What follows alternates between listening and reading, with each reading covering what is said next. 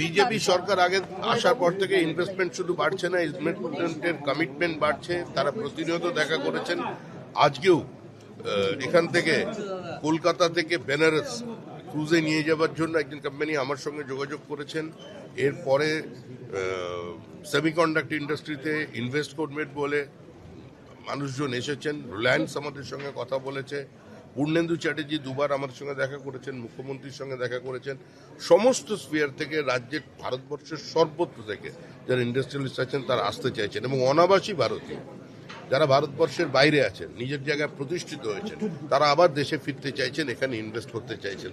আমরা তাদের কাছেও আহ্বান জানাচ্ছি, বিশেষ করে অনাবাসী ভারতীয়দের কাছে, যে যারা বিভিন্ন দেশে গিয়ে নিজেদের প্রতিষ্ঠিত করেছেন তাদের মেধা দিয়ে, এবং আজকে তাদের অর্থবল মানে ঈর্ষা করার মতো সেখানকার মানুষদের কাছেও, তারাও এগিয়ে আসুন।